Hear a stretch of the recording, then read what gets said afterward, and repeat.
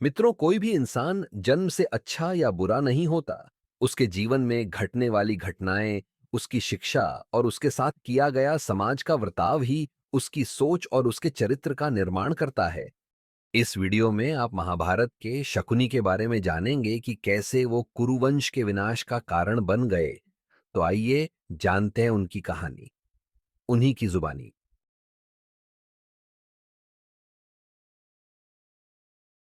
मुझे अपने पिता को दिया हुआ वचन पूरा करना था।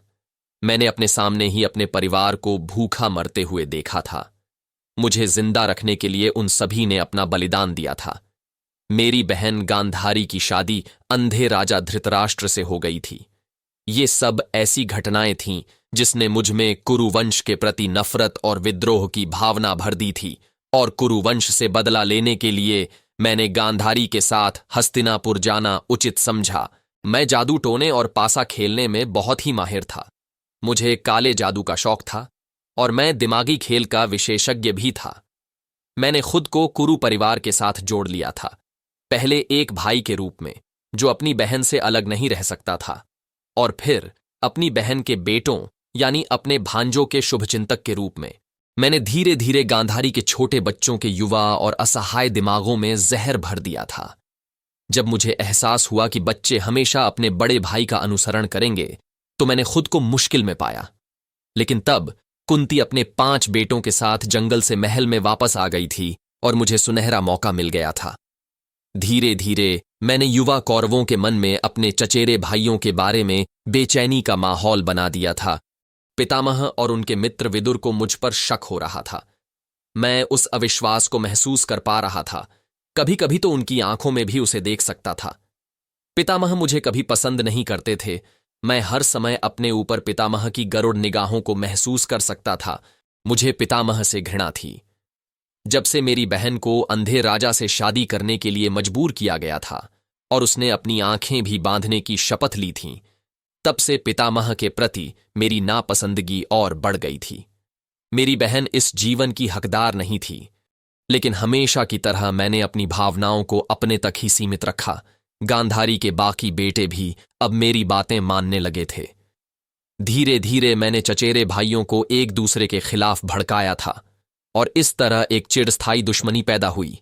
मैंने यह सुनिश्चित किया कि पांडु के बच्चों की हत्या की योजना बनाई जाए और दोष हमेशा गांधारी के दुष्ट बच्चों पर ही हो। कड़ी मेहनत और कुशलता से अपनी चालाकी और जादू टोने का इस्तेमाल करके मैंने गांधारी के 100 बेटों पर अपनी पकड़ मजबूत कर ली थी। मैंने बिना किसी जल्दबाजी के पूरे वंश के चारों ओर बुराई का माहौल बना दिया था। ऐसा नहीं था कि मुझे कुंती के बेटे ज्यादा पसंद थे, बस मैं यह चाहता था कि कुरुओं की पूरी वंशावली ही नष्ट हो जाए।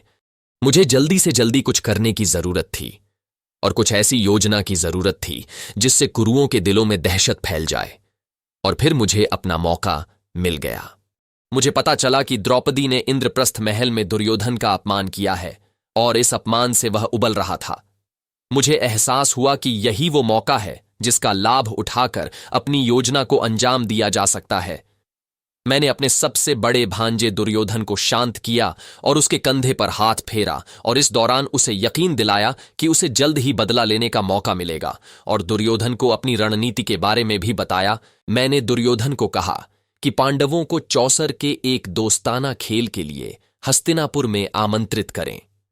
युधिष्ठिर को पांडवों की ओर से खेलने दें जबकि वह कौरवों की ओर से खेलें, और फिर जो दृश्य सामने आता है उसे देखें।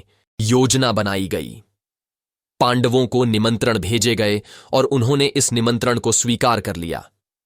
पांडवों का पूरा परिवार चौसर का खेल देखने युधिष्ठिर के साथ आया।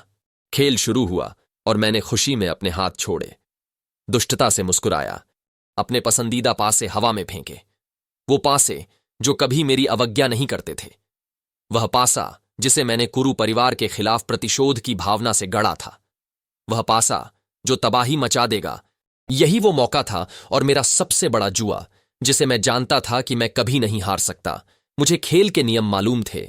मैं इस खेल में बहुत माहिर था और ये खेल मैं इन सबसे बेहतर खेल सकता था। फिर दुर्योधन ने पुकारा, मामाश्री, मुझे 6 चाहिए, और मेरे पास से 6 ही गिरे। युधिष्ठिर इस चौसर के खेल में अपना सब कुछ गंवा चुके थे। इस खेल के बाद से दोनों पक्षों में नफरत भर गई थी और इनके मन में महाभारत के युद्ध की शुरुआत हो चुकी थी।